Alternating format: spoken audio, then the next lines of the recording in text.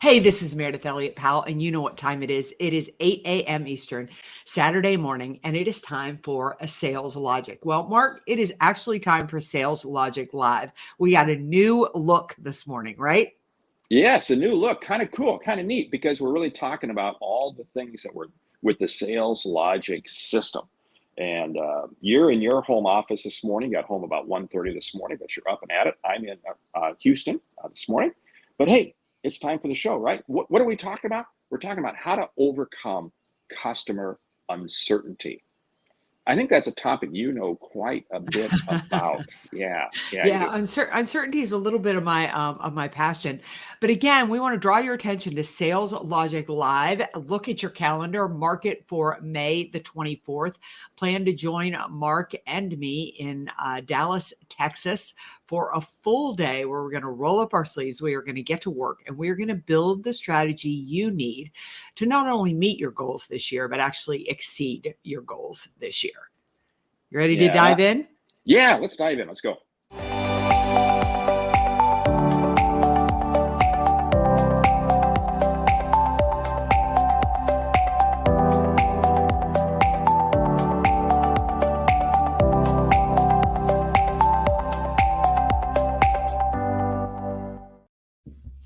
Hey, this is Meredith Elliott Powell. Welcome back to Sales Logic. And Mark, let's just call it Sales Logic Live. I'm going to tell the audience really quickly how this show works, and then let's dive into today's discussion.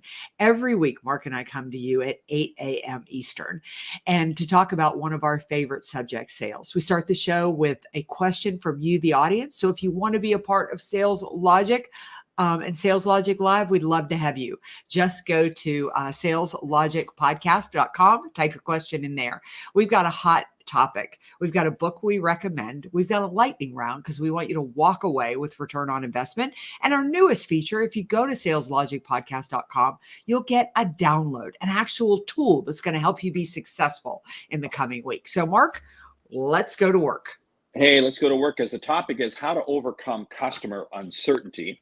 The question comes from Lois in Jacksonville. She says, customers are more uncertain than ever with the economy and what's going to happen. I've even had prospects not show up for meetings because they've been laid off. Ooh, ouch. How do I deal with all this uncertainty? Yeah. Wow. What a really great question. And you could not be more right about that. I was just doing a presentation yesterday in Tucson, Arizona, and people were, the audience, I could really get the feeling when I was asking, how are things going this year? And they'd say, well, it's been a pretty good year, but gosh, I'm worried about this. I'm worried about that. I mean, people are very fearful and with good reason. I mean, there's validity to it. Correct. But I think I'm going to start with the fact that you need to be confident. If you want people to keep meetings with you, you need to be confident. You need to believe that you are dealing with the reality in the marketplace and you can truly understand the challenges that they're facing and can help navigate those challenges. That's so true. And I'm going to add one other word to that, along with being confident, is being competent in being able to share ideas and solutions. What does that mean? That means, okay, I'm going to use my word optimist. You've got to be the one that brings light to your customers, because again, customers are, I just read this morning, Jamie Dimon is talking about more issues with smaller banks and so forth. And when Jamie Dimon speaks, you do have to pay attention. You do have to listen. So there is a lot of uncertainty, but nobody knows for sure. But this is where you, the salesperson, comes into play. You Yeah. really get to earn your money by being the one who comes with solutions, comes with ideas. And it starts by listening. Listen to Yeah. the customer. I love the way that the audience is chiming in here this morning because they're chiming in with exactly what we're talking about, and that is confidence. The person who Dave says the person who is the most certain in uncertain time leads, and Big John Register is in the house, like bringing that kind of energy, to the sales call. And Tripp says people are looking for leadership. You can provide leadership they are lacking. We're going to get into the tactics here in a moment, but this is really, really where you need to start. Mark, I love what you said about Jamie Dimon. I'm going to push back a little bit on optimism because I think what Jamie Dimon is doing is realism. I mean, he is the knowledgeable resource in the room. And in today's marketplace, you have to go in selling that way. You have to say to a prospect, like if a prospect ghosts you, even if they ghost you because they got laid off, I'm really wondering if they saw any value to the call at all. You don't blow off what you see value in. So let's assume that I'm calling on Mark, and Mark has got a lot on his plate because margins are being pressured. I mean, all these types of things. If he believes that I have a solution to his biggest pain point, if I can help him in some way, he is not going to blow this call off. That there's so much to be said there. And again, let's back up to what you said about Jamie Dimon. He's the competent voice. Yeah. You've got to find the competent voices out there that you can be listening to. And Jamie Dimon is very much a realist. Again, that's the competent voice. And you have to be able to be knowledgeable in those insights. And the people you're dealing with, because you bring up a good point, this person got blown off. I mean, they if they really saw value in you, they would probably find a way to reach out to you. Exactly. You see, one of the things that I always say, you really understand your value to a customer when they begin asking you questions and looking for insights that have nothing to do with what you sell. Think about that for a moment. When they're asking you questions and looking for insights about something that goes beyond what you sell, they see you as a real knowledgeable, competent person. That's what the marketplace is looking for now more than ever. Yeah. Another thing that I would say is that if customers are feeling any fear, for lack of a better way to put it, from you, like if they feel that you feel pressured to hit your goals, if any way in the moment of a sales call, it feels like that call is more about you than it is about them, they are going to bolt. So I kind of want to go through the mindset of a buyer in an uncertain marketplace. Number one is so much what our audience has said here. I mean, our audience is so smart. It begins with confidence. We are attracted to people in uncertain times who we believe feel like they've got this. Like, it's okay. We can move through this. They've got an answer. They've got a solution. Then the second piece is people want to be heard. Mark said it so beautifully, but if I'm afraid, I want to tell you everything that's going on with my business, everything I'm worried about, everything that is keeping me up at night, everything that I don't really have an answer to. And I want you to listen more than anything. And what happens far too often in an uncertain marketplace is we're desperate. We're worried we're not going to get the sale. And people feel that energy coming off of us. So you really have to, when I was a kid, my mother used to say that the fastest way to get past your own problems is to focus on somebody else's. In other words, just forget you have any issues at all and focus 100% on the other person. If you can do that in an uncertain marketplace, the customer feels that energy. Your mom was so smart in that. So smart. Right, so smart. Because what you have to do is you have to be thinking, go downstream with the customer. Go downstream. Think about who is the customer selling to? Who is the customer dealing with? Go upstream with the customer. Who is the customer? Who else are they buying from? What else are they doing? The more you immerse yourself into the customer's total frame of reference, where they're coming from, it is amazing how the focus comes off of you. And any sense of commission breath falls by the wayside. Any sense of urgency falls by the wayside. And the more you immerse yourself into the customer, and one of the ways you do this is you get done with the call. We'll say you have a call and it's a conversation. And you, in turn, 30, 45 minutes later, you follow up with some more information. You're just sending them over more information. I did this the other day. And I was dealing with somebody, nice potential contract working on, and got done. And they were, I just happened to see something. And I sent it over to them. And that person automatically, within about 10 minutes, responded back. Thank you. Thank you for sending that. Now, that went beyond what I was trying to sell. But what does that do? It demonstrates confidence and competence and listening to where the customer's coming from and where they're headed to. Yeah. And the thing is, you need to understand their industry almost better than they do. One of my favorite sales guys to follow is Ian Altman. I just love Ian. I think he's so smart, and I stole this from him years ago. But basically, the way he opens conversations and he talks to people is he says, "We work a lot in your industry. We see that the biggest issues in the industry today are this. These are some of the solutions that we're using to solve that." He positions himself right up front as an expert. But let's qualify this in uncertain times. Yesterday, I was speaking to a group that in the fourth quarter of last year, the uncertainty of the marketplace was booming their industry. It was pushing so much opportunity into the industry. It wasn't even funny. The first quarter of this year, it's fallen off a cliff. If hiring freezes happen, if inflation, if there's pressures on margins with interest rates, it completely changes their challenges that fast, quarter to quarter.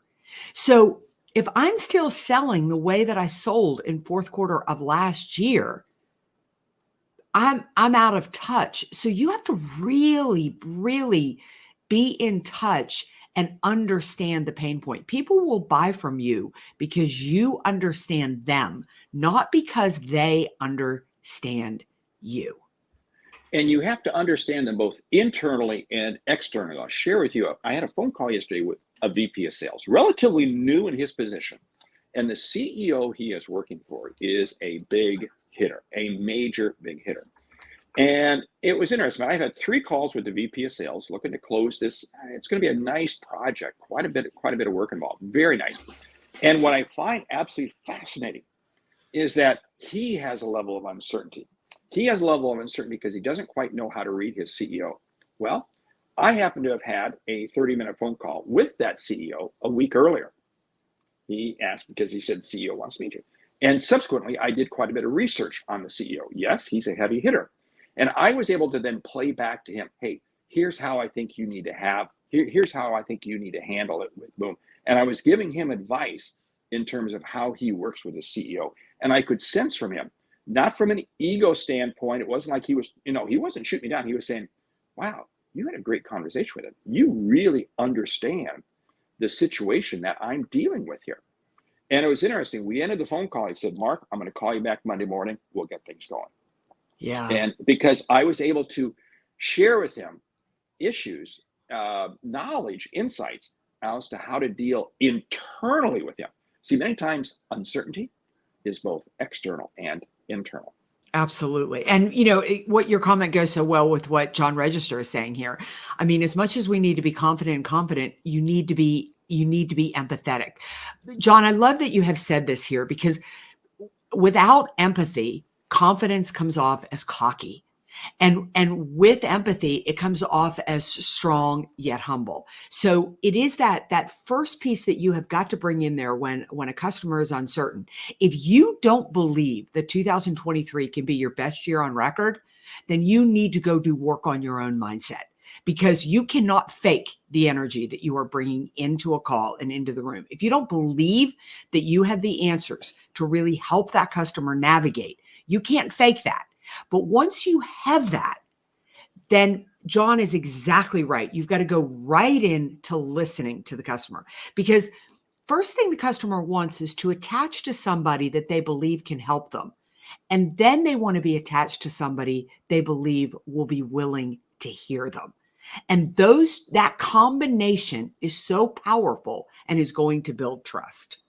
Well, you just said something so powerful there, because you first have to be absolutely confident within. That's one of the reasons we do the show. It's one of the reasons we have the podcast. Why? Because we want to help give you the confidence, because, again, you can't make anybody else confident unless you yourself are confident. And overcoming challenges in uncertainty. Here's a way that I look at it. First of all, the valleys are never as deep as you think they are, and the mountaintops are never as high as you think they are. And in the words of Zig Ziglar, funny quote, I'm going to butcher this.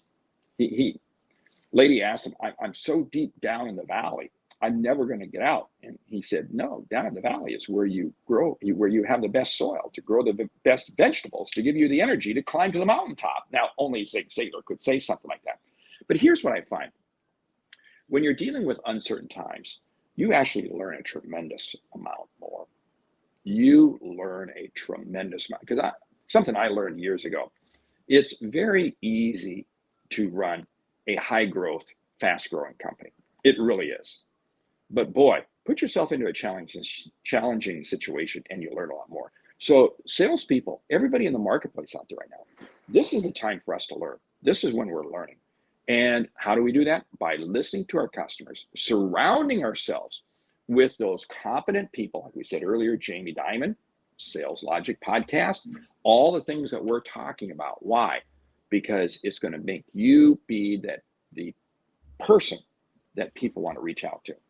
I got to tell you, I think Bryn Tillman just did a mic drop here. We need to detach from from what the prospect is worth to us and attach to what we are worth to them.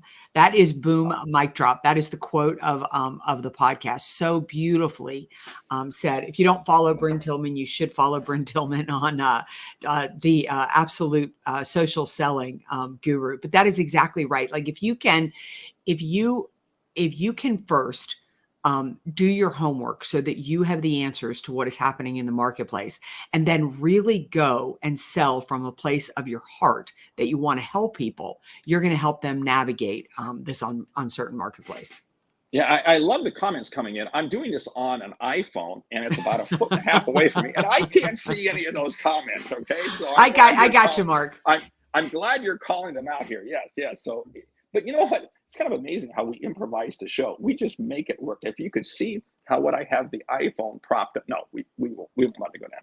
But it comes back to something else. You have to be able to be willing to navigate regardless of what happens out there and get it done. And you have to stay focused. How to overcome customer uncertainty. As soon as you fall into the mire of the mud and allow yourself to come down, it's amazing how things are going to slow down for you. This is the time right now that all of us in sales, it's time to power up. The community needs us. The business community needs us more now than ever. The role of the salesperson has never been more valuable. I don't know if you agree, disagree on that or what. I 100% agree, but I think that our value is at a higher level. I mean, in a healthy economy or certain times, we pretty much take orders. Right now, what we're doing is selling, is helping people understand, they're sitting there with these resources that they feel like they've got to protect. And they want to make sure that they make the best decision with those resources. And that's our job to help them make that best decision. I want to mention John Wong's comment here. I love it. Confidence can be the ability to actively listen rather than continuously talk. I want that on a t-shirt or a bumper sticker. You're so right, because somebody who is truly confident does not feel the need to blather on. And they're so open to, to just listen. This reminds me of, Mark, when we went to the National Speakers Association and Steve Forbes was the speaker at the event. Now I'm a groupie of Steve Forbes. I love Steve Forbes. I would be the person in the front of the conference holding my lighter up. I love him. And so I go out into the hall and I introduce myself to him. And he must have asked me 30 questions about myself. And I learned very little about Steve Forbes, but that's confidence, right? I mean, to be genuinely kind, genuinely interested, and genuinely curious. It is so, if you look at the great people out there, they do listen. Yeah. They do just take the time to listen. I know when I've had situations like that, it's amazing because I want to go into these because I want to ask them questions. And before I know it, they're asking me questions. And it's like, wow. But it's amazing because you left that conversation and you were enamored undoubtedly with how Steve Forbes made you feel, right? You see, you stop and think about this. In uncertain times, one of the things that we have to do is we have to be very mindful of how do we make people feel? Because unfortunately, knowledge we share gets lost. But people will always remember how they make you feel. And that's so powerful. Because what does that do? That opens up the door. But I want to come back to something else.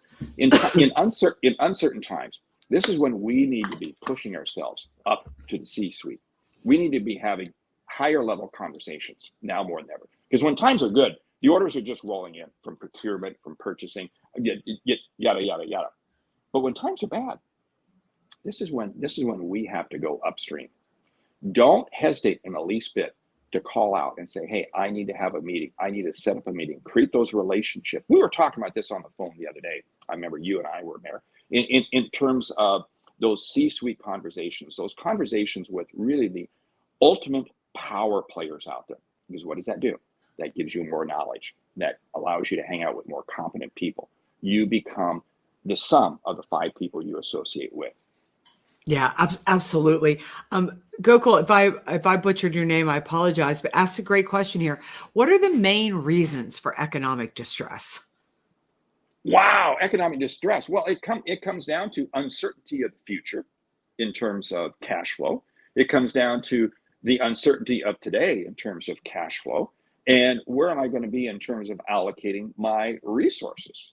And if I can help you navigate those 3, you're going to see quite a bit of value in it. But I'm not going to know how to. Yeah, go ahead. Well, I was just going to say, I think a lot of people right now are getting caught in economic distress because I think the Fed has confused us quite a bit. I mean, they told us that so imagine you're a business and you have debt in order to make that business go. And a lot of companies have debt in order to make the business go. Well, the Fed led you to believe that this inflation was only going to be transitory. It wasn't going to last very long. So you felt comfortable and you borrowed some more money because you didn't think that interest rates would get high or that inflation would be an issue. They told you it was going to be compact. Then they changed the story and they said, well, wait a minute, it isn't going to be transitory. It's going to last a long time. So where a lot of the economic distress is coming in right now, and what Jamie Dimon is talking about, is when you go and you take out a loan and you take it out for 15 or 20 years, it has a 3 to a 5 to a 7 year balloon on it, meaning that the loan is going to be renegotiated. Well, if your cash flow had that loan negotiated at 2 or 3%, and now you're having to look at it at 4 or 5 and 6%, that's a much bigger payment. A lot of companies and a lot of organizations are getting caught with an interest rate. So their expense is going up at a time when inflation is going up. Everything that it takes to run a business, gas prices, all those types of things, prices are increasing. So in fairness to business, like, if you were listening to what was going on and being told by the so-called experts, you got caught in a bit of a trap that didn't prove to be accurate down the road. And so that economic distress, unfortunately, is coming out from a lot of things that business owners didn't control. So now they're in a situation where customers are pulling back, not willing to spend as much, prices are going up, and they're looking at their debt being renegotiated at a higher price. It's an unfortunate perfect storm. So to navigate that, you need a very confident salesperson who can help you solve those problems. Yeah, because what you described doesn't just affect the customer, but it affects the customer's customers. It affects everybody in the supply chain. So it has this impact of changing the whole flow. But again, what does this come back to? This comes back to your requirement to be seen as the competent person. And one piece that when you're competent, stay in your lane. Stay in your lane. Don't sit there and try to be the prophet from Peoria, spouting off about something you don't even know anything about. No, stay in your lane. That means stay in your lane with your ICP. Who are the customers that you're normally dealing with? Stay with them. I was with a person yesterday. She runs a very solid company. And we were going through her customer list. And she has about 8 customers that represent 80% of her business. And I said, well, this is pretty scary. How much effort are you putting into customer acquisition? And we went through that, but then I said, okay, now I got to come back and ask you of these eight customers. How much of their total business do you think they have? How much of their total business do you think you have? And it became very obvious that she could easily double or triple her business just by securing more business from her existing 8 customers. I said, okay, here's how you got to allocate your resources. So, and because she was lamenting, she's in the transportation space. She runs trucks. And so that's all dependent on freight being moved. But what does that mean? I mean, I said, you overcome uncertainty by building your plan and executing your plan. And for her, it was two separate pieces, not only customer acquisition, but navigating and growing your existing customers. So incredibly well said. Well, Mark, it is hard to believe we have talked all over the map here. We probably need to move along. Yes, we need to move along to the book. In fact, this book, it kind of interesting, Thrive, Strategies to Turn Uncertainty to a Competitive Advantage. I think it was written by Meridith, Elliott, Powell. There it is. That's right, because my passion is helping people believe that uncertainty can be their greatest opportunity, but you've got to shift how you think, feel, and act around uncertainty. So this is what I'm always traveling all over the country talking about and helping people really navigate uncertain times. And even though I'm an eternal optimist, I still love the book, okay? Yeah. And I still respect you 100%. So anyway, yes. Because what I love about the book is the stories that you have in the book. I mean, you break down companies that have been around 150, 175 years, and you tell the stories as to how they navigated change, and that's absolutely powerful. So definitely a good book to read because it gives you hope, it gives you confidence, plus it gives you great strategies. So with that, let's jump into the lightning round. But before we do that, we should talk a little bit more about May 24th, right? Yeah, because talk about selling in uncertainty. If you are interested in really understanding what it takes to sell in today's marketplace, I mean, Mark and I have realized that we get 30 minutes in a Saturday morning podcast, not enough time to really open the door and really talk about everything that you need to be shifting and doing differently when it comes to selling in today's marketplace. Mark said it so well. Our customers need us now more than ever. But how you get in the door, how you engage customers and build trust, and how you get those deals across the finish line, that's all different in today's marketplace. And on May 24th, Mark and I are going to spend the day with you in Dallas, Texas. Please plan to join us live or virtually for From Contact to Close, Sales Logic Live. And we've really broken it down to 3 steps that you go through.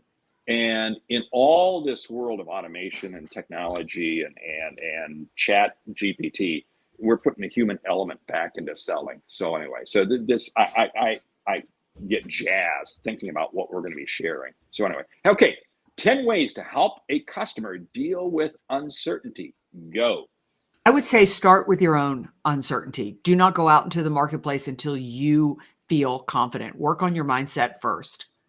And when you do that, then you can begin to demonstrate confidence to your customer because you have to allow the customer to know that you can make a difference with them. Yeah. Understand their industry. Be really clear that you understand what the current pain point is. What are the shifts in the marketplace? What is the uncertainty doing to them specifically? I like that. When you do that, share facts. Share facts. There's just something amazing. When you share facts, it's amazing how people have to listen.